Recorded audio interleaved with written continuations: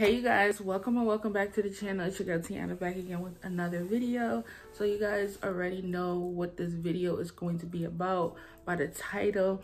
It's long overdue. I'm sorry it took me 5 months to go ahead and film it, but honestly you guys, that last video had cut off on me and I just stopped right there, and it just so happened that like the way it cut off, it was just like it left you guys in suspense. So I'm gonna finish off from that part. So basically at that point I just knew that I was not giving my son his last name.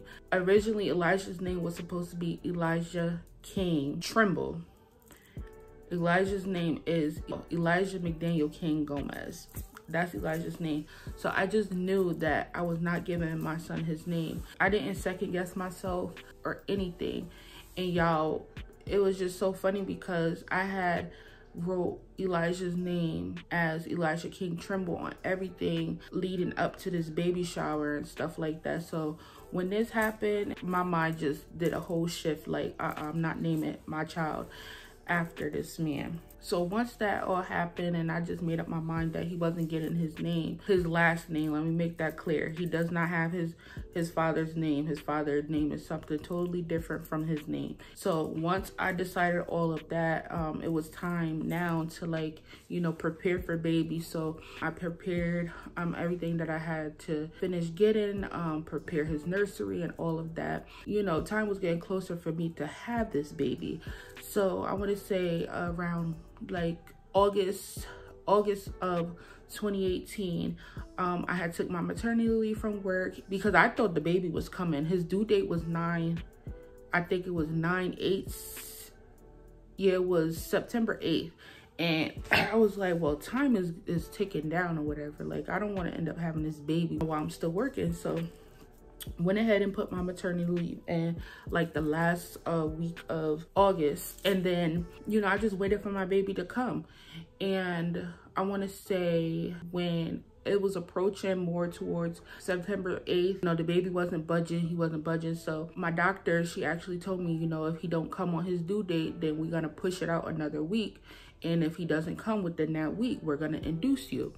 So I was just hoping and praying that he was gonna make it. He was gonna come on his due date or before. He did not budge.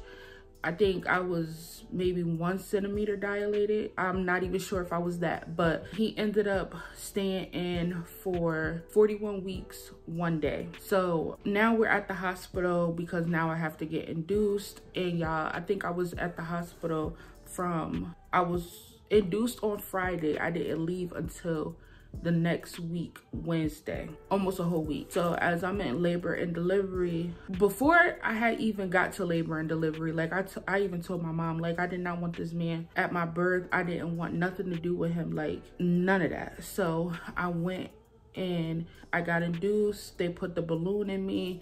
I think I dilated to like a 4 and then I stopped dilating. So they ended up giving me emergency C-section because the medicine that they give you to make you contract, I guess it was just too much for my son to handle. His heart rate kept dropping. So the doctors were like, you know, I think we're gonna have to do this emergency C-section. Before all of this had even happened, they made me sign off on some paperwork, you know, because I guess they make everybody do it just in case, you know, worst come to worst, they have to give you one. And I was already banking on, like, I knew I was gonna have one. The way they was making it seem, everything just seemed like so urgent. It was an experience that I would not want to go through again. Not that type of experience. Pregnancy, yes, I would want to go through it again because I want to be able to push my baby out. I wasn't able to push Elijah out. I feel like I missed out a lot on that. But anyways, I had signed off on the paperwork and they was telling me, you know, if we can't keep his heart rate on a monitor, then we're going to have to do the emergency C-section. Now, my emotions are going everywhere because now I'm thinking back to when I was at my last prenatal appointment. I had asked my doctor, I told her, I said, you know, I just went through a surgery at the beginning of this year. I really don't want to have to go through another one with, you know, a C-section. And she was like, oh, no, you won't. This shouldn't interfere or anything like that. And I believed her. Going into the hospital and going through all of this and hearing the words of, oh, you're gonna have to have an emergency C-section, I was just like, oh my God, like I have to have another surgery, like 2 surgeries in 1 year, less than a year, like wow. So I was just like, you know, I just kept my faith strong in God, and I just was like, God, if this is your will, then let your will be done. I went through the through the C-section process. Now this is the part that, you know, I felt lonely in this aspect because it was emergency C-section. No one was allowed to come in the OR with me, so I was in there by myself, and my mom was in another room. My mom was at the hospital with me. I know I'm like all over the place, you guys, but my mom was in there with me, but she wasn't able to go into the OR. That experience altogether was just traumatizing because I went in there, and I'm new to this. This is my first pregnancy, so I don't even know like what my body is even doing at this point, right? So the doctors are like, oh, you know, you're gonna feel a little pressure, you're gonna feel a little this, and you're gonna feel a little that, but you shouldn't feel pain. And y'all, I don't know where my mind was, but I couldn't differentiate pain and pressure from one another. So they ended up making me put the mask on to go to sleep or whatever. So I had to wear the mask to go to sleep. They put me under.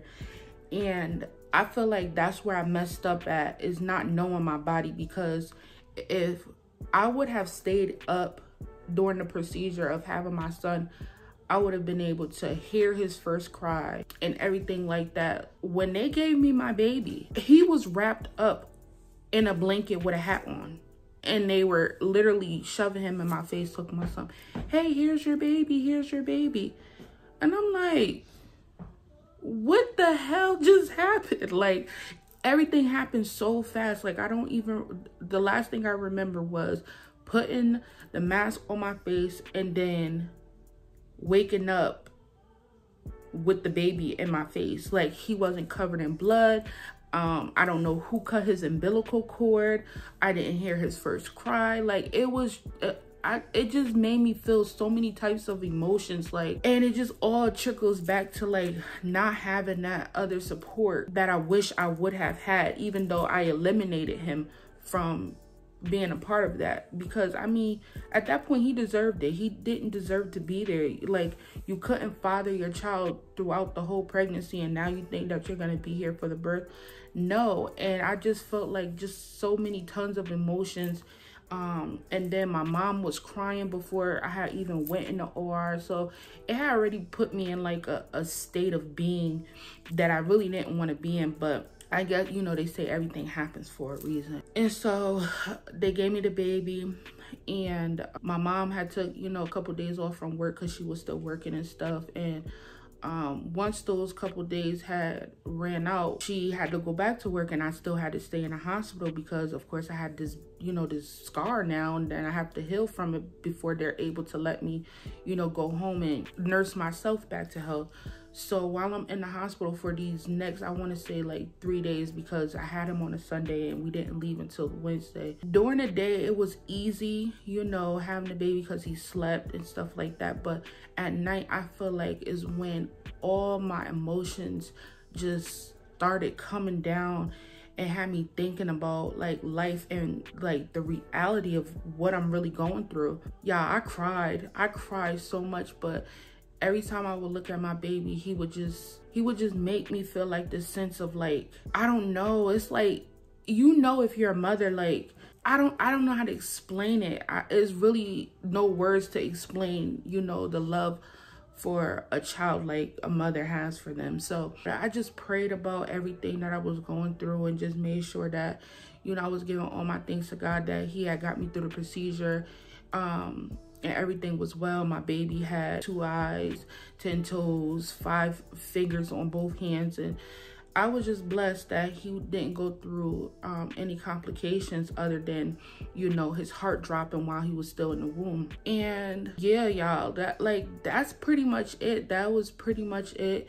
I signed off on the birth certificate. I did get one phone call while I was in there about like visitors and if I wanted him to come up and see the baby and stuff like that, and I said no. I turned him away. And from that point on, it's just always been like a up and down emotional roller coaster with, you know, Elijah's father. And that's more that like that's the moral of the story. It's like, because I didn't want to continue to keep doing the emotional roller coaster, the this and the that and the back and forth and the toxicness, I just eliminated myself from the situation. I'm a single mother by choice. He didn't make me no single mother, because if I would have condoned the mess that he was doing, we could have stayed in a relationship. But I wasn't condoning what he was doing. No, I wasn't. So I was strong enough for me and strong enough for my child to say, I'm not going to continue to let this behavior keep me in a state of being of hurt and like having to play second best to somebody. I was not doing the second best. So yes, you guys, I made the decision of being a single mom.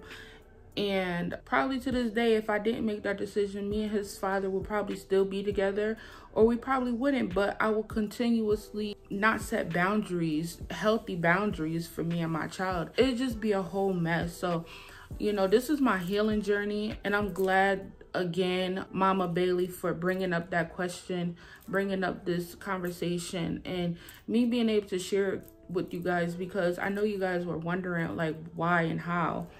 And that's really how, and that's what it's been. Like, there's even been times now down the line where he's even reached out and said, I want my family back, but I've never seen no growth. I've never seen no change. So I'm going to continue to be that single mother until I feel like I'm ready to move on into a different relationship, because I've had it with that. I'm not going back to that. But, you know, when God sends me the right person that he wants me to be with, and not before, I'm not looking.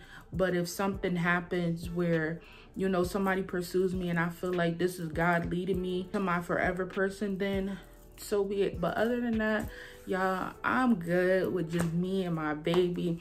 We out here, we grinding, we trying to do things and just be better, so that way I can do better for him and he can see his mom as a role model. Don't make the same mistakes that your mom made, and be better than your father. Be better than him, and he will be, because he has a great mom. And my baby is so smart. He's so smart, and I'm just so blessed to have him. I really am. So y'all, that is it. That is all. If y'all have any questions, or if y'all felt like misled on some parts, please feel free to leave your comments or your questions down below, and I'll be glad and sure to answer them all. But I want to just say thank you guys all so much for tuning into my video and just rocking with me, y'all. Don't forget to smash that like button, hit that notification bell so you guys can be notified every time I drop a video. And I'm out. Peace.